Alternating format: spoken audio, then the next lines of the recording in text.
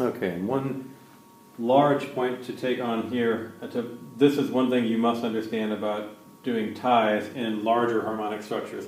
So whether we're dealing with 3-note structures, 4-note structures, 5-note structures, or anything bigger, and I put some pretty bizarre things up here, things that you're probably never going to need to really tie. But if you do, this procedure, these 3 rules right here should take care of you across the board for almost everything. There's only 2 other things we could talk about that don't quite follow these rules, and I'm going to allude to them in another frame, but at least briefly. It's covered in my text a little bit more in more detail though. But keep in mind these things right here, and in fact I would even probably do them or perform these operations in this specific order. It's up to you, I guess. But always, if you have to tie everything, always tie the outermost notes in opposition to each other first. Or in other words, take the highest and the lowest notes in the structure, regardless of where they are on the staff, or beneath it, or above it, and always tie them in opposition to each other. So the arcs are going to always be opposing each other. After that, search for the interval of a second. That's what this is supposed to be here. Some of these have seconds. Many of them do have the interval of a second inside of them, and we're going to deal with this by tying the seconds whenever they occur in opposition to each other, regardless of their position. So these ones are internal right here, and we're going to tie them in opposition to each other. Outer voices first, in opposition to each other, and then any intervals of a second we're going to tie in opposition to each other as well. Didn't happen here, of course, and it won't happen here. I'm going to walk through every one of these with you just to simplify these things here. And the third rule is to tie all remaining notes, in this case the E, as one would in normal and or standard settings. So if this E was sitting all by itself on the staff, and it had nothing else to influence it any other which way, the stems would be pointing down. We would tie them up because it's above the center line. So the E's here need an arced up tie. So if you remove these other 2 from the equation and imagine for a moment that they're not even present and something like this is present here, then you'll know which way to tie it more than likely. Let's do the same thing here, following all the rules. First, tie the outer voices in opposition to each other. I did that. Tie all seconds in opposition to each other. Well, there are no intervals of seconds, not in this structure. Okay, so tie all the remaining notes as we normally would. Well, this G, these 2 G's are below the center line. If they were sitting here all by themselves and had no other notes accompanying them, we would tie these underneath because it's below the center line. The stems would be up, note head side is beneath, the tie would go down. Same thing for this E right here. If they were sitting by themselves, we would tie the tie underneath. So this one is now done. Let's take on the third one. Tie the outside 2 in opposition to each other. There are no seconds in this structure, so tie all the others as they would normally be tied. These E's are above the center line. I'm going to arc them up. These A's are below the center line. I'm going to arc them down. These E's are below the center line. I'm going to arc them down. Let's finish this one that we started. It did have the interval of a second. So we tied the outside 2 in opposition to each other, the ones furthest apart from each other. We found and identified the interval of a second, the E and F, and we tied those in opposition to each other. From there, we're stuck tying the remaining notes, the E and the G, or E's and G's, the way we would if they were sitting there all by themselves. If these G's were sitting there by themselves, they would have stems going up, or another way to look at it, they're below the center line, so the arc needs to go downwards. Same with the E's. So now these structures are tied properly. Let's apply all these rules to this one. Outside 2 are tied in opposition to each other. That would be the upper G and that lower D. Now we search for the interval of a second. We have 2 cases for those.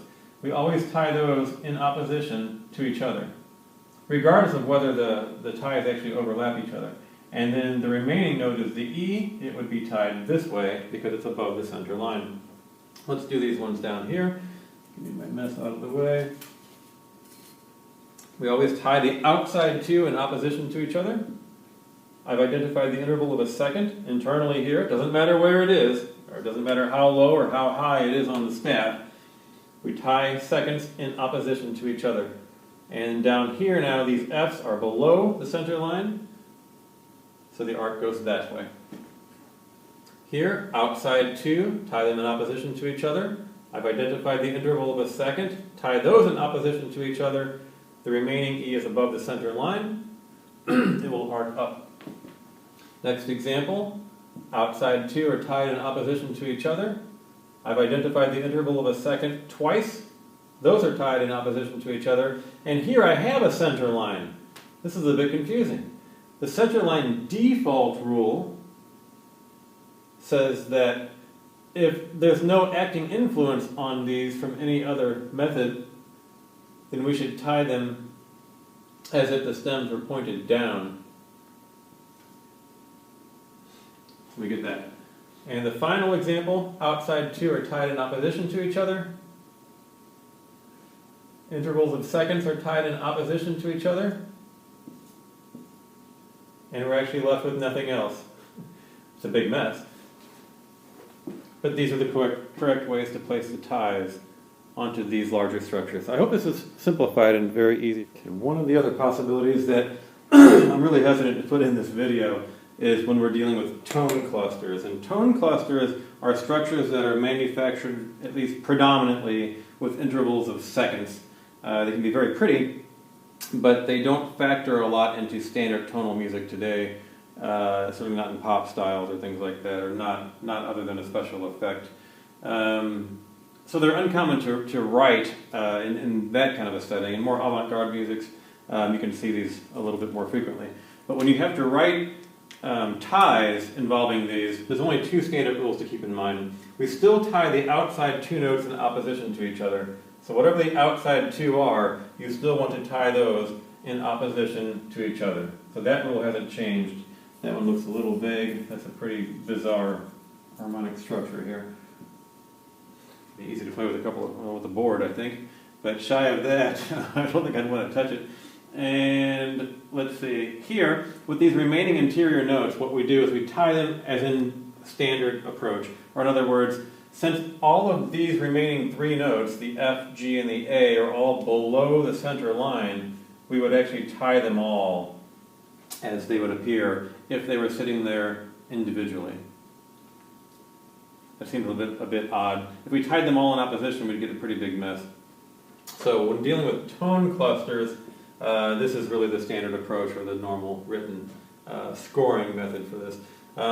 Outside two are tied in opposition. If we follow through and finish all the remaining notes, every single one of them, the C, D, E, and the F, all sit above the center line. So all should feature a tie that arcs upwards. In the final example, all the interior notes, and there are many, are sitting on every line in space. So all of the ones that sit from this B, in this case, all the way up, should have arcs C, D, E, that arc upwards, where all the remaining downward pitches, the A, G, F, E, D, and C, I'll start with the C's, should all have downward pitches. F, the G, and the A. Kind of bungled that one a little bit, but I think the concept there should be pretty clear to you. Whenever we're dealing with multiple voices on a single staff, what we want to do is still tie them in opposition to each other like we did in the Bach example. But with larger structures, we have to use more ties. But the same principle carries over. So all upper voice notes that are tied have to arc upward in their direction to distinguish which voice they're in, and all lower voice ties all downward. Or in other words, we can see in 2/4 time here that this giant C major 7th chord sitting up here all share the same stem, where this bottom A minor 7, if you will, dual modality there, dual tonality, are sitting in such a way that the stems all connect them. So we can see voice layer 2 here and voice layer 1 here very clearly because they all share a stem. So voice layer 1 all arcs up, voice layer 2 all arcs down, and we can easily distinguish voice layer 1 and voice layer 2, which we could do anyway, like I said, with the stems on there. Let's say we were dealing with whole notes.